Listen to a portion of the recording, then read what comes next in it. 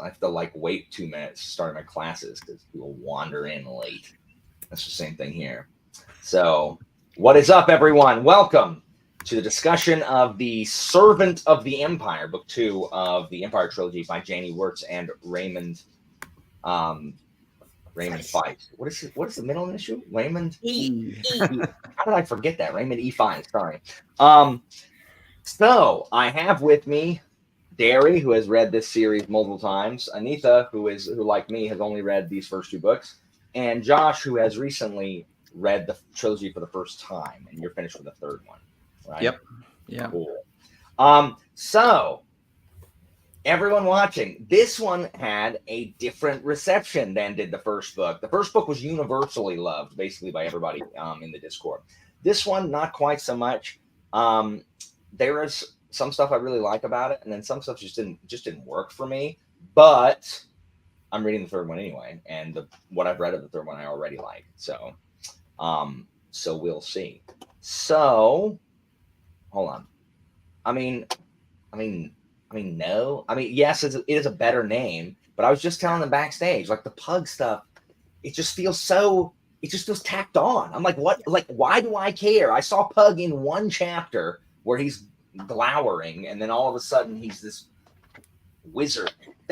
Why did the Serrani let the white guy be a wizard? Like, why are they all like, hey, random foreigner, you can join our order? Like, did it say that? That makes him exempt from everything, because the wizards are outside everything. Yeah, they're above all the classes and all of the if you have families magic and everything. They're So not equal opportunity, Alan. They're not racist. Are they the same wizards as on Midkemia? Like, are they the same? Sort of. That they have a much more well-rounded study, which you learn in the Riftwar side of things with Pug, who's going through it. Why would the Kalawani magicians give a crap that there's some random Midkemian that can also do magic? Why would they? You will get answers to that in the 3rd book. Oh, okay. All right, that's cool. Oh, nice. Anyway, I know I haven't read Riftwar. That's what I'm saying. Anyway, so this book takes place. It's several years after the first one, but from the beginning, Mara. Well, you know what? Let's talk about just general stuff, and then we'll break into spoilers or whatever. So I didn't ditch him until I'm on his computer. So I enjoyed parts of this. Like, I really like the chapter called Ambush, and I like some of the maneuvering a little later, and I even end up liking Kevin toward the end. But it was just uneven for me. For me, this book felt inconsistent and uneven. Like, there were parts that were really good, and then there's parts that's just like, what is even happening right now? Why did I spend like 60 pages reading about this one thing to have it like hand waved in the background between the next chapter? I'm like, what is happening in this book? There were parts of it that just felt like, to me, it felt like Feist was trying to cram in the references to Riftwar the same way that, you know, every Star Wars prequel or whatever, or like has to be like, oh, well, look at all these people that you know from the movies that come after this one, where it's like, just what if we had an organic story? Let's do that. Yeah, just and I have a real problem with Teseo. Like, Teseo I had a bigger problem with than Kevin by the end. I know. So, but that's fine. I mean, whatever. I don't have the objective opinion.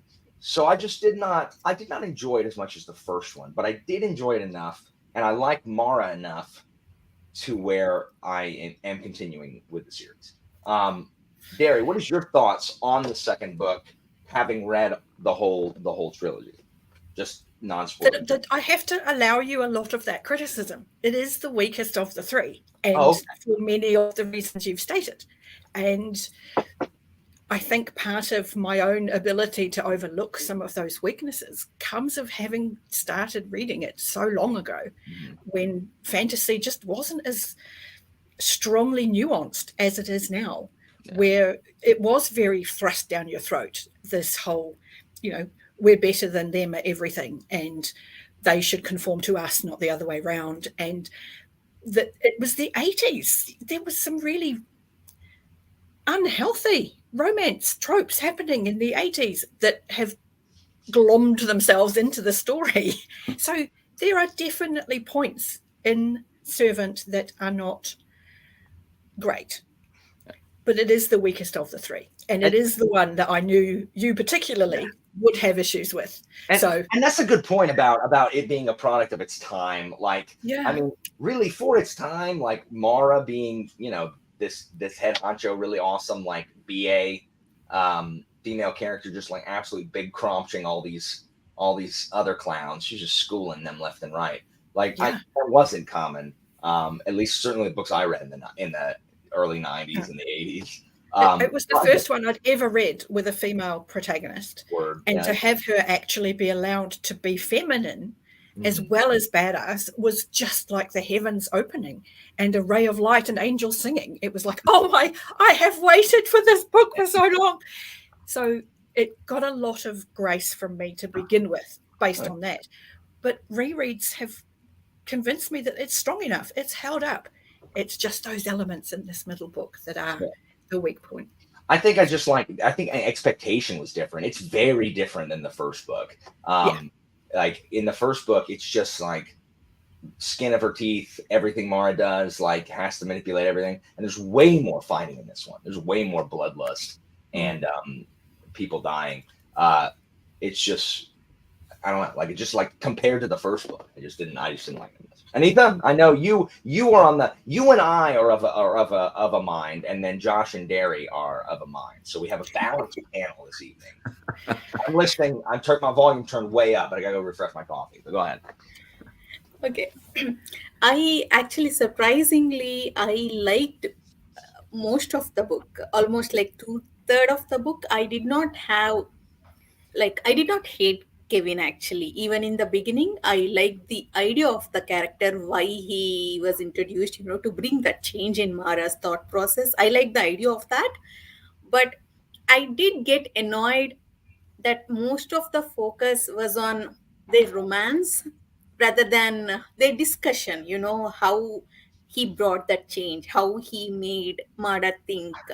I wish the more focus went into that actually. Whenever Kevin met his countrymen when he comes back, I expected the discussion, the debate between them, but that all happened only in the background. The focus was only on romance. All the change, okay, Kevin brought this change. We get only the result. I did not like that part. And later, last third is my big problem because of Tessa's character change.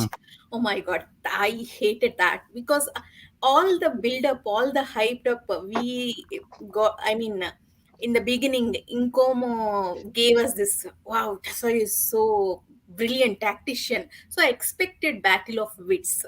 So I was little disappointed at the end, and all those changes with respect to what is that emperor's name?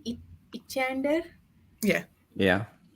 Yeah, that involving of all the changes, it was abrupt actually. I understand they need to be happened, that are we talking spoilers or are we Not keeping yet. this Not yet. Okay, I'll talk later. So last third is my big problem actually. Almost 2/3 of it I enjoyed in the beginning. Oh, word. Josh, what about you? So I want to build upon something Derri said, because I think it can't be understated, is that you have to read this whole series in context of when it was written.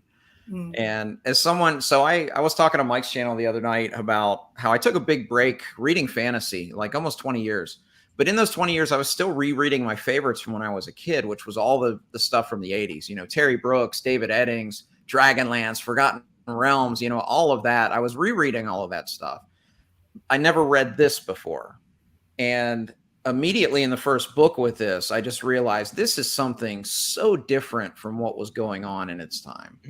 And I think that is one reason that I love this series, and I did love all 3 books, although I would agree with Derri. I think the second one is probably the weakest of the 3, but I still overall loved all 3 of them. I generally look at a book series as kind of one thing rather than the separate installments when I get to the end. But just thinking of the context of when it was written, I think it's quite remarkable. I mean, where are all the tropes that all those other guys were doing? They're not really there. I mean, he takes everything, or he and she, because it's Feist and Wirtz. They take everything and they just give you a different tale. We get this great Machiavellian story in the first book, and then you continue to see Mara grow. And I just found myself so invested in that growth in this second book. And I mean, we saw a lot of it obviously in the first book, but even in the second book, she's starting to understand herself as a woman. And yes, he's annoying, but he's a plot device to help her grow. And I found myself just looking at it from that lens. I could, overlook some of the times when I found him annoying. Yeah. Because I liked what he did for her character, even if I didn't necessarily like him, 100%. I gotcha. Yeah. I also read Terry Brooks and Forgotten Realms. All I read. And so, yeah, this I definitely never saw anything like book 1 when I was reading fantasy back in high school and stuff like that. So yeah. So I mean, putting it in perspective does help a little bit. The book just felt uneven, and it felt purposeless for a while. I didn't know what was going on. We have the detour into the desert where I'm just like, why is this a plot? This is a really, really obscure plan to ruin Mara, where a whole bunch of moving parts have to go exactly right, and they don't, because Kevin thinks to... We're spoiling stuff now, ladies and gentlemen. Couldn't resist. Where Kevin thinks to ride on the back of the Mantis people. And we'll talk about that. This bothers Anitha the most. And Kevin, I actually ended up liking Kevin. I like that Kevin would just be like, rah, and just go ballistic and be the last man standing, hacking everything. And so I liked that he was gonna die for Mara. That was awesome. He's got his moments. Oh, I mean, yeah, you should read the series. You should read the series for sure. Oh, absolutely. Absolutely. But it's Kevin's introduction where you have so much, and it's only because so much of the first book is based on the rules of Serani society and about how every single thing that happens is about honor, and there's certain things that happen, like where Mara has to put those guys to death at the beginning of the first book, and she pardons or she halfway pardons Papaweo because she can't pardon Papaweo because he committed this crime that has to be punished with death. But then at the very beginning, I was just telling them backstage commenters, he physically assaults Mara. And he not only he puts his hand around her neck. And the whole thing is he's like, you can go ahead and hang me, but everyone's going to know that I got close enough to put my hands on you because you have marks on your neck. And she doesn't kill him because of that, except that everyone's going to see that she has marks on her neck. And what we know about society is you're not even supposed to talk crap to someone, let alone have a slave put his hands around someone's neck, the master's neck, for long enough to where it's going to leave marks. And I just couldn't suspend my disbelief. Okay. I am okay with Kevin. I just wish that they had put him in doing the same thing, having the same role in a different way. That particular... I do actually have a response for that. Oh, let's do it. In the same way, you may recall in the first book when the Grey Warriors joined the Akoma forces and there was a fight between a new soldier and an existing soldier, and Keoki convinced her she had to hang them because there are witnesses to it. The instance where you've got Kevin assaulting Mara, there are no witnesses. So if she doesn't say something to her force commander, and she does not appear to have reacted, they're not going to do anything because they take their guide from her behavior. So if she's okay with it, okay, nothing happened, because that's the way that honor works, is that you take the word of somebody over what you can actually see as the problem. You don't in the think same Keoki way as would Kevin just having a let his knife head off? was ignored by everybody because they were in Mara's house. And so her word was, I see no knife. And every other person in the room said, I see no knife. And so they just had to accept that, yes, I can see the man has a knife in his hand, and had to accept that that was allowed in their household and they weren't allowed to see it. So that's my response to that. I think Mara is already attracted to him, Yeah. this mysterious foreigner. That's the only reason the fact he that survived. she's lusting after him is not a good comeback. That's not a good report. Like, that's not a good It's kind report. of not. It's a red flag. Like, But it is a thing, and it is the why it's only there. reason he's alive, after that scene. I Yeah. don't have any other, logical reason why he survived that ordeal. But yeah. it's like I'm fine with their romance. Like, I'm fine. Like, it's just that beginning. And Derri, I will half accept. Of course, I want to lie. Things will call me. I half accept that reason. So I am 50% less irritated by it. I will take a half. Well done, Derri. Oh, that's a good point. Like, comparing it to the knife thing, that is a good point. I mean, they're both they're both instant death ultimately, and for the same reasons he's got out of both, I think. That's true. Maybe. I still think Keoki would just like cut that dude to pieces. Anyway, Josh, I'm with you. I like that Kevin helps Mara grow. I like that Kevin helps her realize like what's important. I like that that he, helps her be stronger. Like, I like all that. I don't like as much the shoehorn. Oh wow, what a barbaric! Like, compare this to Shogun, Josh. Like, the way that the two, like, the clashing cultures are dealt with, and I mean they're not the same. One's a fantasy book. It's fine. Like, they're not the same, but it's just a stark contrast to, like, wow, what barbarians you are. I can't believe you do that. We don't do that back home where we have horses and ride them.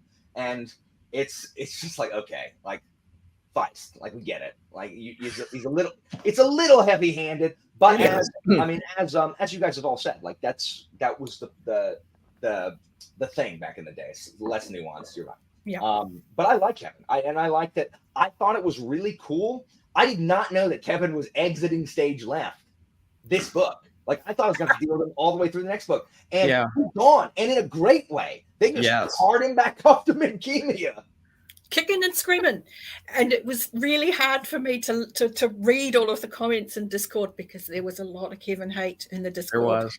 And I was like, no, people, please, he's not going to be there forever. Please. But I can't say, he dies in chapter whatever. All I could say is it's not forever. Yeah. Because otherwise it was a spoiler, because he doesn't die. Midgemia now? Like, he's just being a duke in Midgemia, except not in any of the books. No. He's a duke, and he's not mentioned in any of the Riftwar books. No. So have you both read all the Riftwar books? I've not read all of them. Not all. I've only read. Yeah, I've read the first trilogy or quartet, depending how it's split up. And I also read the two that were written kind of after this. Yeah. Krondor's Sons, as they called those. But I had a viewer buy me all of the Serpent War Saga, which I guess is the next one in there. So I'll read those sometime next year just to continue. But yeah, there's like 30 of them. I haven't. So I've read like 9, 8 or 9. I gotcha. So we're gonna talk about the plot point spoiler, whatever. But I am torn because I like when authors do stuff that I don't expect. So I like that freaking Al Mecho dies off screen like that. And I kind of like that. I like and don't like at the same time that the next warlord is just gone. Like, oh my god! Because, I know. I like it because I'm not expecting it, because that's not what fantasy does. Like, you don't have big events, us not be witness to big events. So I do like that is kind of breaking away from the mold, while at the same time hating everything about it, because I'm like, well, I kind of like the way that I get to see when stuff happens. So I feel like a traitor to myself who says things like, you know what, I really wish they'd do something unexpected. Like, why? Like, it's just so predictable. Like it when they do. And then it does something unpredictable, and I'm like, no, I don't like that. Please bring back the thing please bring back the trope. Like, bring back the thing I was familiar with. I will say, what the best part of this book for me, that was most memorable and where I was most tense, the way I was in the first book, is when that very brief window when you don't know if Arakasi was a traitor. Like, I was like, I never expected, actually. I did not have a single moment of doubt about Arakasi's loyalty. I was surprised that everyone was doubting him. Well, Anitha, I guess you're just smarter than all of us. So y'all heard it here first, guys. Anitha is big brain. I never doubted him, even right at the beginning. But I could also, as I was reading it, totally understand the lack of faith and go like, yeah, I would doubt that too. As a reader, I'm going, nah, that's not who he is. Yeah. Don't worry about it. But I was worried for the characters and how they were going to react on those beliefs, because it was pretty strong. I was under the impression that only characters were doubting him. I didn't realize readers are also doubting him. I was. I loved it. I was like, no, not Arakasi. No, surely not. All right. The horror of potential. All right, Anitha, go ahead and air your grievances. Okay. See, that initial... After Almacho dies, that initial, fight for initial competition to elect next warlord, when everyone bloody swords, right? That's the Night of the Bloody Swords or whatever, right? Yeah, when everyone is killing everyone, and Mara invites people, and they all, show the united front and fight. I was very invested in that plot line. Actually, I was enjoying it, and then he dies. I was like, what? I mean, we have been through so much. I was like, I had been through so much tension for nothing. I felt it's like, I got invested for nothing. Why? There was not so like much tease, Anitha. Yeah, I understand. There was a whole lot of killing, which, hold on. I also thought they said in the first book that you can't go and like kill people in these obvious manners because it'll start like a clan war, and that you like can't have the clan wars. But here we have people like massacring each other in broad freaking daylight. So but were they wearing house colors? Right, in Emperor's palace, actually. But they weren't wearing house colors, and none of the Emperor's guards were there. So on the surface, so as long as you have a costume change, you're fine. As long as you're wearing, so long as no one can overtly prove. If you can't prove that it was somebody, I knew you were going to say that, even though you know it. But that's the way that traditional honor thing works. I mean, they tell it to you back again in the first book when the original Minwanabi Lord sends people after Mara in armor that's coloured after they believe that, well, they're gone, they're dead. We don't have to hide anymore. Yeah, and it's only that they survived that it became a problem. I guess. And also, I mean, all these scenes which are not required for the plot are one of my big issues. I have so many. Do you guys remember? What is it with you and me, Anita? Come on. Do you guys remember the scene where Desayo accepts those killer dogs from Zero? Okay, that is the biggest useless scene for me. We make a huge deal about Dirtface taking and being like, I'm gonna name one like murderer, and I'm gonna name the other one Slaughter, and he has this big deal, and then he's dead. Which again, I thought was awesome that the dude died with no fanfare, but also at the same time, why did I have to watch this stupid scene with the dogs then? Exactly. Thank you. To prove the mental in the Minwanabi house line. That's Yeah, what that scene was for. I To prove understand. just Why how did the- twisted the family is. Why did the There's Minwanabi no have to turn out nuance to in be the like 80s. insane people? Why couldn't they just be like power hungry? Why did they have to be Because like that would have taken nuanced writing. Whereas if they can make them just evil incarnate, they don't have to worry about being nuanced. They can just say, because they're mad. That's why they're evil. Why is that good? That's not good. Like It's fun.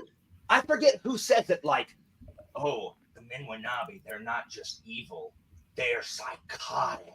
They're rumor that they eat people and they have sex with corpses or something. And I'm just like, why Mara's is this friend, person- I think, Lord that? Hapara of Zacatecas. Oh, I love Papara. I Yeah, love he was that guy. great. Sorry. I don't. Josh- I can always overlook the mustache twirling villains when I I usually know. can, except it comes out of nowhere. I thought the Minwanabi were just like, anyway. Go ahead. Well, I don't know. The whole series. I mean, it seems like it kept shifting, like who the villains would be. So Yeah. I never felt like even early stages of Minwanabi that we really knew a whole lot about them, except that they wanted to take Mara down, obviously. So I don't know. I don't know. Maybe because I did read so much fantasy in the 80s that I'm okay with a mustache twirling villain here and there. Okay, to add to And it's what that Alan time, said, you know? sorry, to add to what Alan said, if they were introduced from the beginning as mustache twirling villain, I don't have any problem. But Yeah, that's initially, right. Tessayo was supposed to be a brilliant tactician, I'm talking and about even in the first book. once Mara's ambition was introduced, she wanted to become the war chief for her clan, and she wants Minwanabi estates.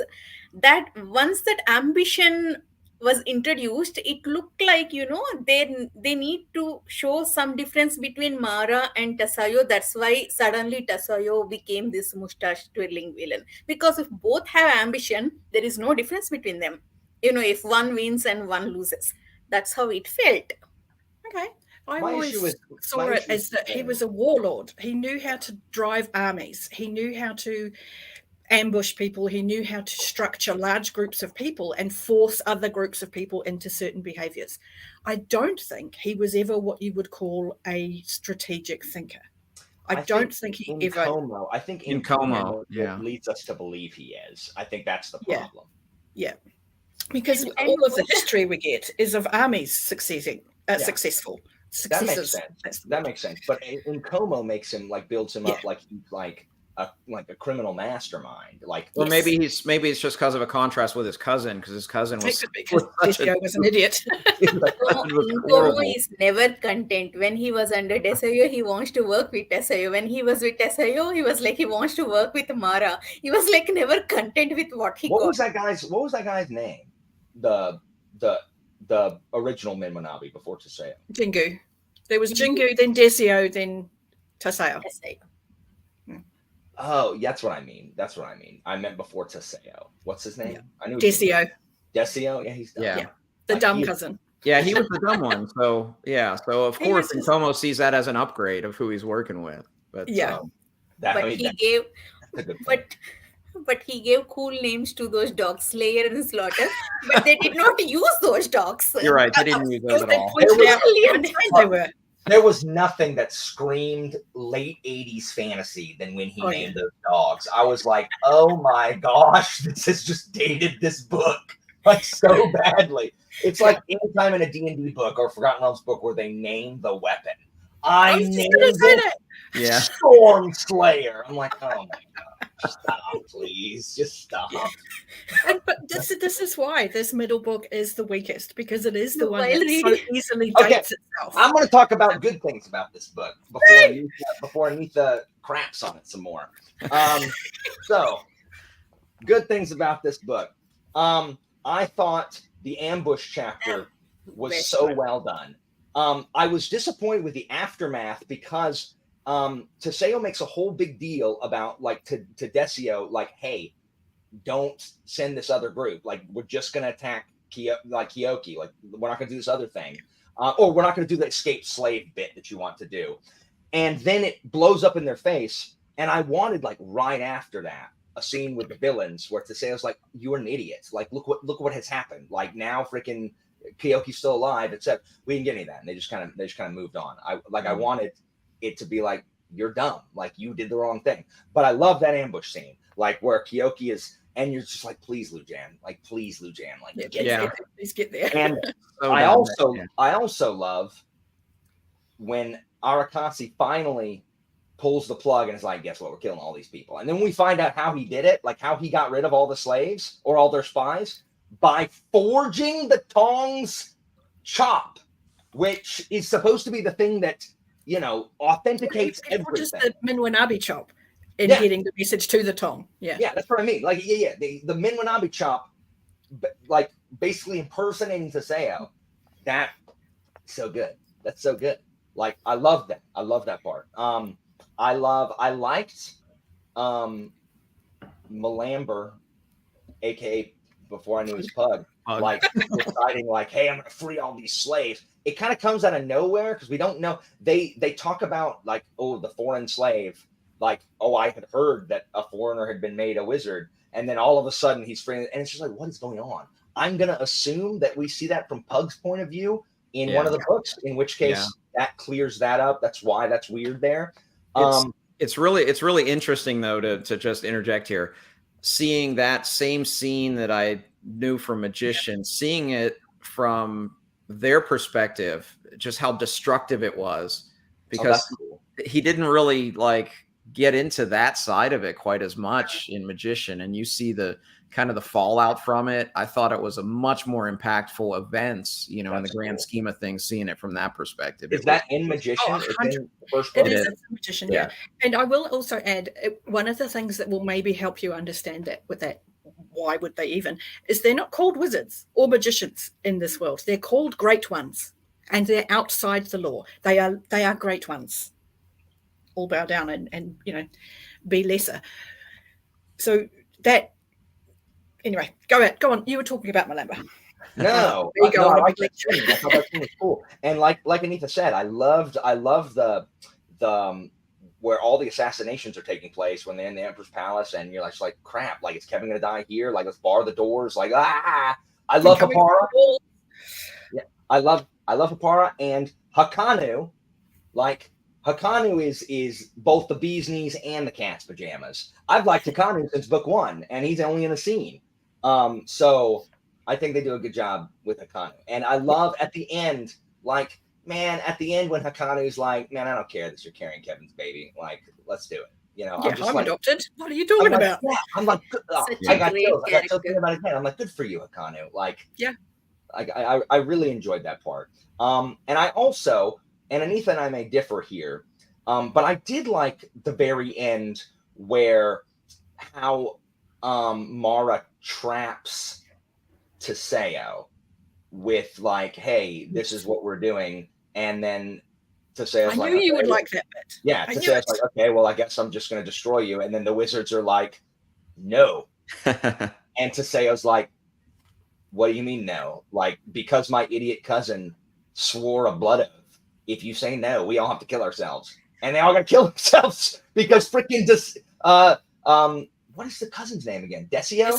Yeah. Desio gets like worked up, and it's like, swear a blood oath on the red god. Yes. Yeah. And I like that through line of faith continues from the first book, where a lot of her decisions can be traced back to that faith, where she does put people above a lot of things. And you see the respect for faith even toward the death god at the end here, where she's like, okay, it's a faith I'm not really into, but it's a faith and I don't want to disrespect. And how do I do this without disrespecting? And I really like that they showed that through line continuing through this with that really obvious show of respect, even to a religion that's not your own. Let me ask a question about the Emperor. Is this a different Emperor than the first book, or has the Emperor just decided to like get involved in politics all of a sudden? It's the same same one, but he's just started getting involved. See, I'm surprised, after introduction of this psychopathic Teseo, I did not expect him to follow these cultural rules. He could have said like, no, I will not die. But if he was gonna do that, he would just murdered Mara like in the freaking like palace and been like, okay, like I have more troops than you, Emperor, stop me.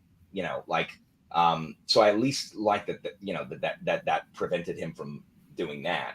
Now, let me ask you this. Is the like ambush of the Serani and the Emperor, is that in the Riftwar books also? Not as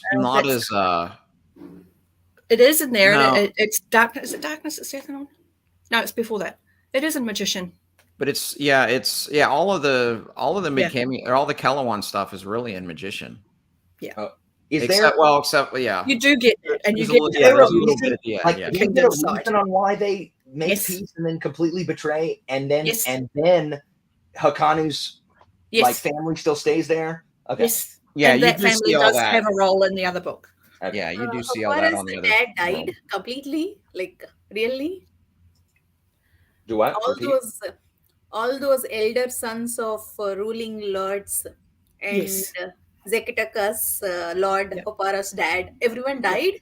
Yeah. But man, it does get explained. It does, and it's a big deal. It's worthy of those deaths. Sal, that I was explained. Like this is what I was thinking of, like major restoration with the Emperor getting more involved and them kind of like changing their government structure. See, I was thinking of it, especially as we start to see more of the Emperor, that maybe he just, Mara was kind of one of those nobles that was so low that she was kind of beneath his notice. And then as she started rising the ranks, I think he just started to admire her. And as someone else he's also kind of progressive in thought like she is, I think that's why he just got more involved in this book. How she came to his attention. Yeah. So, is this book good? I have this one. Is anything in this one, or is it all in Magician Master? I don't know. I've only ever read it as a single book. Yeah, I just reread it as a single book too, so I don't know where but I think actually most of the Kellowan scenes are in Magician Master. Of course. Why would it be in this one? I have to somehow trudge through this one again. I liked Magician. It's very traditional. It's ultimate traditional fantasy. You got to meet 14-year-old Pug, Alan. I've met him twice, and I didn't like what I saw. Just let your brain take a break and go traditional. What if I listened to this on audio so I didn't have to look at it and have it in front of my face? Like, is it not available on audio? Or it is, but it just now occurred to me, like, what if I didn't care enough about Pug to where I needed to read it like physically and just listen to it so I could listen to it? Yeah, you got Tomas and Arutha, and there's some other great characters. Tomas is why I couldn't do the audio. That's right. Colgan. I couldn't do Tomas. We've got Colgan. Thomas. It's freaking Thomas. Tomas. I couldn't listen to it. I was like, no, it's going to drive me insane. That's what I said. Tomas is Tomas. Yeah. Whichever. It's not Tomas. It's not. It's definitely not like the weight of one's toes. It's definitely certainly not that. And I lost it. I was like, I can't. I just can't. It wasn't as bad as one rift. Oh, I saw Serani. Watching for signs of the Serani. I swear this book was about snake people. I swear people in the Rift were snake people. I swear. That's the third trilogy. Seven people. Then that's that's the one I have on the shelf I haven't read yet. Yeah. I got it. And yes, Jimmy the Hand does roll. But so yes, back to the betrayal at the peace talks. That is a major event, and lots of high-ranking people in Midkemia die, and that seems like okay, they just cleared the board for no reason. There's a very big reason, but it's in the other book, and it is worthy of that mass killing of people. So, yeah, it is important to know that it wasn't just a hand wavy thing. I'm gonna have to read this. Part of a greater story. I gotta know. I could wiki it, but that's cheating. That's cheating. Come on, Anitha, what did you like? You have to say. You have to say something positive. Good thing. I told you I liked the first 2/3 of the book. My favorite part is that ambush. That was really well done. Until that Kayoki almost dies. Well done, and I was really invested in that, Mara inviting those lords and, them all fighting these assassins. I really like that scene. What else? I have a question that I promptly forgot. Oh, why does Almetro have to kill himself? Is it because he like let the wizard? Because he let Pug like run rampant or something? It has something to do with I think Pug because and the of wizard stuff. the celebration he threw, because of the, all those Midcamian slaves had to Oh, they do were like gladiator fighting, thing, fight with each other. and then That they start killing Sarani. Yeah. that was an insult to Milambar, I A think. massive what's her face in front of all of the nobles, Suck it, including the emperor. Almetro. And so Big brute. Right? yeah. Indeed. There's just a lot going on in this book. Like it's just Yeah. it's like Sal said earlier, there's a ton of stuff that happens in this book. This book takes place like over 5 years. Yeah. Where the Spends, first a book bunch of years takes in the place. desert. Yeah, isn't the first book like over the course of like a year and a half? Yeah. Like the Yeah. first book is a very small 2 amount years, of time. maybe. Yeah. But friggin' Ayaki is what, like 6, like 9 by the end of this book or something like that. Like he's He's a 7 or 8. Yeah. boy. He's not quite a teen, but he's a big boy. I like Kevin's relationship with Ayaki. Yeah. I liked Kevin's relationship with Jikan, where they just bicker all the time, except when it's important. When they just are like, no, we're on the same page, we're good. That's true. Oh, Anitha, how do you feel about Kevin's relationship with the other Midkenians? Oh my God. This is Anitha's favorite part. Every single time he goes to meet them and he sees that, oh my God, you're treating so badly, I'll do something about it. He comes back and the focus will shift to a romantic, intimate scene between Mara and him. Nothing, no discussion, nothing. Completely forget about that guy. Yeah, it's like he brings it up and then she dismisses it and then it's done. Yeah. Boom.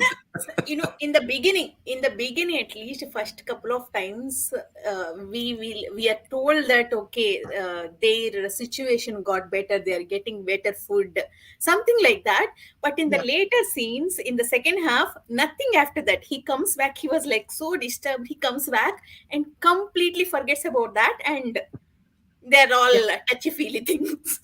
Yeah, I was always really surprised, because I agree completely. I was always really surprised that fewer of his men had fled into the forests by the end of the book, because we start to get that as the series progresses, that the men are going, oh, we're not staying as slaves, we'd rather live in the woods.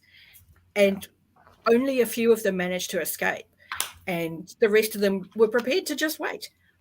But again, this is kind of that 80s thing where we're saying our way is better and our people are loyal to their lords and they'll stay for love, not. And so it doesn't sit well, but Patrick was just a huge douchebag and Kevin didn't want to help him. It could be. Like maybe Patrick was a bully when he was training Kevin. It was almost reminiscent, Alan, for me, like in Shogun, where Blackthorn goes and he sees his old shipmates. Yes. And he's almost like, because he's been living among the Japanese for so long, that he sees them as just like these dirty, disgusting human beings that don't bathe and all of this stuff. And he just realizes, although he realizes that he's moved on from them, he still wants to be part of them. I wish I had seen some of that nuance with Kevin, because that was, for me, that was a very meaningful passage in Shogun. For sure. Where he saw, that he had kind of evolved beyond these people, but he still wanted to be on the ship with them. So there was such that duality and that gray area that we kind of lacked here. But yeah, I mean, Kevin was in love, so whatever. Sal says Kevin's damselized. He is. He's very much damselized. There is nothing wrong with being in love. I totally understand that part. But the way this part is totally left, I mean, it wasn't dealt with. It's left hanging. It is an unsatisfactory. It did not bother me at all, Anitha, because I hated Patrick and his whining Just like Josh, I hate Blackthorn's the whining of his freaking crew. Like, Yeah. I don't deny that. I did not. Sorry. Go ahead. No, you're fine. No, it's fine. I'm just saying, like, Patrick, if you want to go. Like, Yeah, go, just go, live dude. the Take them, go. That's fine. Keoki's going to catch you anyway. And of course, I don't deny that I did not care about Patrick or anything, but that going and coming back, don't do that. I love it. I love. He's just like, yeah, I'm going to help you. Mara, I love you, and then they do it. And then gone. Completely forget.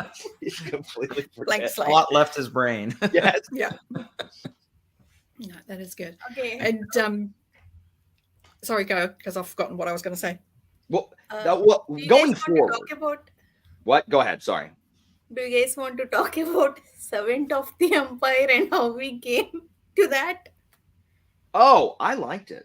I like that she's servant of the Empire. Like I said, I Okay. liked the end stuff. I think better than you, Anitha. I thought the stuff leading up to the second warlord, and then that second warlord. How did he die? Oh, he like rebelled against the Empire somehow. They did. It was very unclear. Yeah. The guy that You're supposed replaces to be muddy on that. Don't yeah, worry they about replace Almecho, and then the guy like rebels, and then he's dead, and now there's no Yeah. warlord, and so it. that And that's part was weird. connected to the plot that will Oh. open the rift again later. Oh yeah, because we don't understand how the rift closed or how it opened again either. Okay, Yeah, so that's in all in. That's all in magician stuff. freaking. So this it really. So is the rift stuff is in the rift books. The stuff that I didn't like is the stuff that was connected to that, because I was like, what is even going on? Yeah. So that makes Yeah. sense. I mean, that makes sense. I like the end stuff better than Anitha did. Like the final confrontation with Teseo and everything, I enjoyed. I knew you would like that, because quite early on you'd said, I don't like people who make a vow and then break it. That's And I was what like, you're going to love the end of this, because Yeah. she holds that vow true, Mhm. and she does it in an honorable way. Yeah, I like when Teseo is finally like, because originally he's like, okay, like this doesn't solve anything, like I'm gonna kill you. Yeah. And then the wizards are like, no, and he's like, he just throws the weapon down and says, cool, we'll be killing ourselves before the day's done, and Yeah. and it's just over. I actually all liked the pettiness of him knowing that she wanted to save his children, and waiting until she came to the yeah, that estate was so that good. she had to Yeah. see them burn. Yes, that was that. It was so petty. I loved it. I'm actually surprised he did that with only his wife and kids, rather than more people like cousins and We everyone. got the explanation for that earlier as to why there wasn't a lot of extended family, to the point where they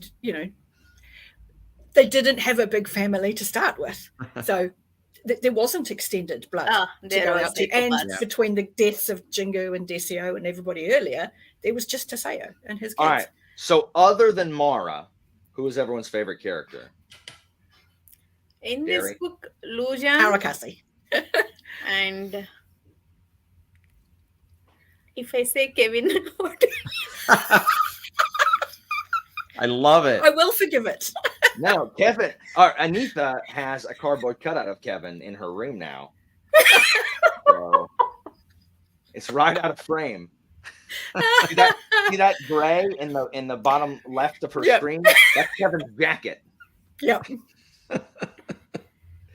No, I say Arakasi as well, but I'm also thinking of Arakasi in the third book. Yeah. So part of it is his Our whole opinions story. are a little flavored by his so whole I don't- story. I can't say specifically just Servant who my number 2 behind Mara is, but for the series, it's probably Arakasi. I In this really book- like those side characters, Hopara and his dad. Yeah, Yeah, I liked there's Hopara a lot. Zakateka, some good people. Yeah. I think I like Lujan. I like Lujan. I like Jikan. In this book, I always like Arakasi. But I'm trying to say something different. But I Yeah. really liked Lujan and Jikan, and I also love Hakanu. Like, I love Hakanu. I liked him in the first book, and I was like, she needs to marry Hakanu. And then in this book, I was like, she needs to marry Hakanu. And then I'm like, oh, she was stupid Catman. And then he leaves, and I'm like, oh, she's gonna marry Hakanu. Yes. I have actually Hakanu's cutout, Alan, not Kevin's. That's okay. That's okay. There we go. You know who I liked? What kind I of stuff? liked Lord Anasati, not Jiru, Yes. Jiru's dad. Yeah. I liked him because he hated Mara Oh. too, but like he was pretty. I mean, he was honorable in the fact that he loved his nephew or his grandson. Tekumo something. Yeah. Yeah, Takumo, Takuma. Takomu. But yeah, I liked him a lot, and then he just is old and dies. So I thought it was good too. There's a lot of good side characters. I mean, Kevin is, you either hate him or you don't. But I like that Lujan came to like Kevin. He's like, you know what? Yeah. I like the cut of your jib, kid, because Lujan is not quite as tied to all of the societal stuff, having been a gray sword, you know, bandit that has been given a second chance. So he, you know, kind of looking at it from a different perspective. And Absolutely. And the fact that Kevin saves everyone in the second ambush. Mm-hmm. And all of these things have been a slave. That's what it is. Do what? No one that brave should be a slave. No, and that was her heartbreak, was when she realized his value as a person as opposed to his dollar value as a slave were very different things.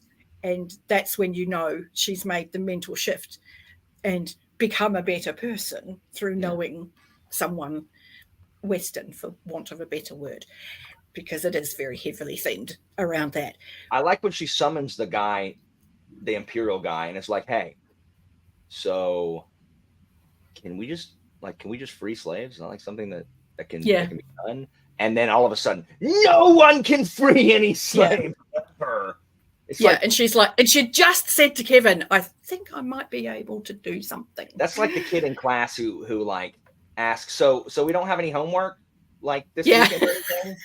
Oh, I forgot. No, you have homework now. There will be a test on this. Yeah. Where it's just like, man, you should have just done it. Like, just free him first and then be like, so I did it because they did it.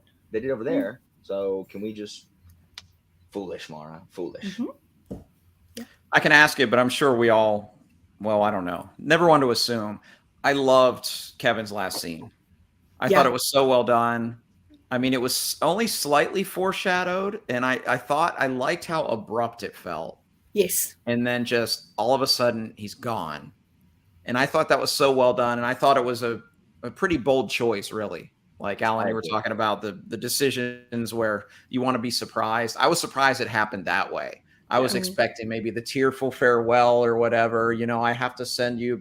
But no, it was just, she made the decision and boom. Yeah, I mean, that's realizing he'd decided he would stay if given the choice. So there's that. That's one of the ones that I liked, where it was like completely different than what I expected, but I liked it a lot. Yeah. And it also didn't come out of nowhere, because you kind of feel like Mara is going to find some way to get him home. Since she can't free him. And I like that he's just like, what? And it's like fighting everyone off, and they're like, don't kill him. Dude. Like, and they she just wouldn't be paid for him was another nice thing too. I did like that. Oh, from the I don't know if she got paid for the rest of them, but she didn't get paid for Kevin. They punted Kevin right back through that rift. Punt. Yeah. Why is the rift open again? And why was it in a different place? And then all of a sudden it's back in the Imperial rift place. Story. Oh, anything to do with the rift is in the Riftwar story. Because that's another thing that bothered me. She comes up with this brilliant plan to monopolize trade, and then it comes to nothing. Yeah, I was disappointed in that too, because I thought that was going to be something really neat. I know. It's not for nothing. I mean, you'll get a little sliver of she just has to do it a bit differently. Idea in the third book, but that didn't really go as far as I thought. It isn't quite as clean cut as she hoped, but it is going to work to her advantage. So she was pretty onto it. For a guess, it was pretty onto it. Well, my hopes for this book is that we have some more of this political maneuvering and like these intense situations that, you know, where I'm just like, oh no, what's going to happen? The impetus for, the catalyst for the plot in this one, I like better than the Kevin laying his hands on her in book 2. In this one, in book 3, I'm Yeah. not going to talk about it because maybe these people haven't read it, but like I thought that was way better. And while I don't understand why Mara is doing what she's doing, I do understand that her faculties could be compromised with what is going on. Even though I'm like, be reasonable, lady. Like, Yeah, you can't. it can't be But that easy, you know. I really like that we see that she's still human. Yeah. Yes. Yeah. And just as flawed as anyone else. And I The like how lovely thing- Hakano is just standing by his lady. Like Hakano Yeah. is like, And God. people around her are like, okay, how do we soften as much of what she's doing at the moment so that it doesn't come back and bite us in the bum? So that it doesn't And, like. yeah. My only wish, sorry for interrupting, my only wish for this third book is I hope Kevin won't come between Hokanu and Mara. I mean, Hokanu is such a sweetheart. I want him to be happy with Mara. That's it. That's all I want.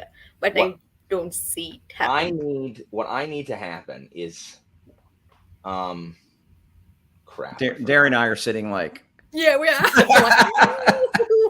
I need to happen. I've not forgotten. There's something very important that I need to happen, or I need not to happen. I need something not to happen, and I've forgotten it. Crap. That's okay. Oh, I need the Tongs to not be the main bad guy. Like stupid Assassin's Guild. No. I don't want it. I don't want it to be about the freaking Tongs. I don't care. Like I'm fine if you want to use the Tongs, and I understand that the dude's got a bone to pick for having for Arakasi like cheesing out. That's fine. The Tongs can go after Arakasi. That's fine. Mara's main bad guy can't be the stupid Tongs. It can't be. It has to be one of the freaking families. It has to. And if it's the dang Tongs, if I got to read 700 pages of like, oh, he's after the freaking whatever. What is the big Tong they're talking about? The Hamoy. What the Kamoy? If I have to hear about the Kamoy for 700 pages, I'm not gonna like.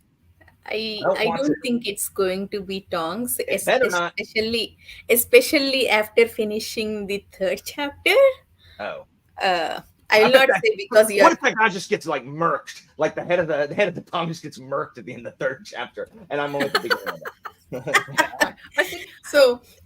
So I'll not say. So I'm guessing at the end of the third chapter, whoever played a big role in that third chapter will be the actual villains in this third book. At the same time, in the first chapter itself, 3 times it was mentioned that Hokanu is a warrior, Hokanu is a military man. So I'm having a bad feeling about this. okay. I'm not saying anything. Well, I'm gonna. There are a lot of surprises on the way, though, beyond just like the first chapter, which I think was very jarring when I read it because it was just so surprising. Okay, absolutely. And I do like how all 3 books feel different and go in different directions. I really wish, though, we had insider knowledge and knew like who wrote what part of the 2 authors. You know. I'm really curious. There's only one spot. There's one spot in the third book that I knew was Feist, just because I've read enough of him. He has one little tell that I've noticed. He sometimes kind of over indulges in like the inner monologue, like philosophy of a character. And I caught that a couple times in the third book, and I said, "Oh, this is definitely Feist right here," because I've noticed that in his other books. But there's so much. I wish we knew, but we never. I attribute anything that I enjoyed in the book to Wirtz, and anything I didn't like is Feist. That's how I've divided it up. Because I have never made it through Magician's Apprentice. So if there's something in it, I'm like, you know what? Freaking Feist ruining a perfectly good book. Well, I will say, having read Riftwar Saga and Empire this year, that Empire is clearly a significant step up in quality.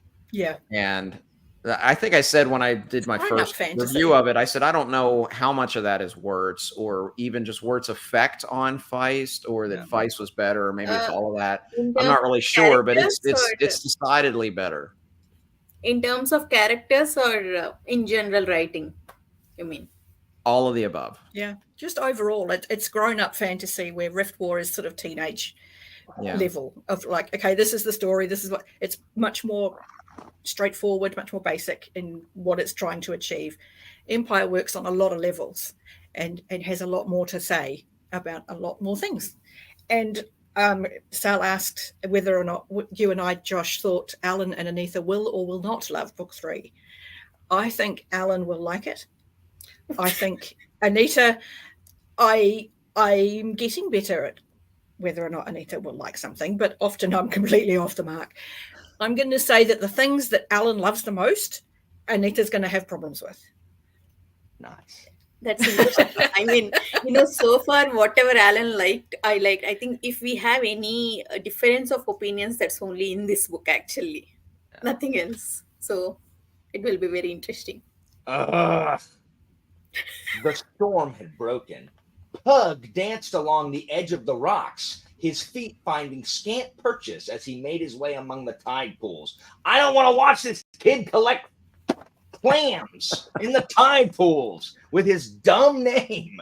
What? It is a dumb your name. Main character, Pug. Pug Dog existed. Everyone else has a normal name in the series. Just Pug is the only weird one. I don't know. Name? Or is his real name like Sir Daniel? No, it's Pug. Pug. I don't know why. I don't. I wish I did. His typewriter, he looked around, like saw a pug dog that someone was walking, and like named it, done. Ugh. Don't know. Anyway. I will say, Alan, in the Riftwar, there are 2 battle sequences that are like etched in my brain because I thought they were so well done. There's a couple really good ones in there. Are they in Magician? One's in Magician, one's in A Darkness at Sethanon. Nice. Yeah. Well, I'm going to have to read this because I got to know, and I refuse to read wikis. I refuse to read wikis. Same. So I will probably listen to this. Okay, just know it will be Tomas. Yeah, that sucks. That does suck. Love Magician. Heidi loved Magician. Likes Silverthorn. Hated Darkness of Sethanon. That's sweet. Nice. Oh, yeah. Nice. Yeah, I'm also glad. So I'm also glad that I read it. And I'm excited for us to meet again and talk about Josh and Anitha. Will y'all join us again for Mistress? Oh, absolutely. Cool. Cool. Then yeah, I mean, I should be. It won't be. I won't have it done by the end of October because I'm only listening to it currently, so it'll be sometime in November. And it is a nice audio, just for those who are wondering. Yeah. But go ahead. Sorry, one small thing. There are some mistakes in audiobook. I was just reading. There, Arakasi was thinking. He was saying he must never find out the identity of me, but the audiobook says he must find out the identity of me. That entire meaning, changes. Okay, that's not great, but that's got to be later in chapter 3. Beginning of 4, I think. Okay, well, thanks for spoiling that, Anitha. Anitha, you're the one who is on people's jock about spoilers in the Discord. Like someone mentions that, like they're on chapter 15. You're like, spoiler on how many chapters there are. Spoiler, put spoiler tags up. Anitha, what did I spoil? That someone apparently knows who Arakasi is, or could know who Arakasi is. How dare you spoil something 1 chapter before I get to it? Something that vague. Oh dear. I don't care. Anyway, Josh, Derri, thank you guys. Anitha also. Sorry, I almost left her out. Thank you guys so much for joining us. This was like, I'm glad we had this discussion. It makes me look at the second book in a more forgiving light than. Well, that makes me so happy because that you were okay with it at the end and didn't hate it, and we're happy to keep going. I was like, that's a win because this was going to be the problem book. Yeah, so, no, I believed you. I believed you that it was gonna. And plus, book one bought so much, just bought so much leeway of how good it was. So yeah, I mean, I'm like, well, clearly this, like, they do have the capacity to write something I really like. So let's see how this one turns out, and maybe the third one will be it. Does anybody else have anything else they should read if they love this series? Yeah, Word. I got Gaijin sitting right here, so I can freaking read the bloody thing if I can catch up with all my stuff. Just tell me when I'm in. I will. Trust me. I'm sure you got plenty of time, but I want to read it so bad, Jive. I also have King Rat. I had a viewer just sent me King Rat too, so I got the next 2 ready to go. Hold on. Alan has it too. Nice. Awesome. Yes, we'll definitely do that. All right. Thank you guys for joining us. Those of you in the chat, thanks for joining us. Absolutely. Oh, you haven't read King Rat? All right. But their links to their channel should be in the description. If it's not, I'll put it up there now. Anyway, you guys enjoy the rest of your night, and we'll see everybody again for book 3. Bye, everybody. Bye.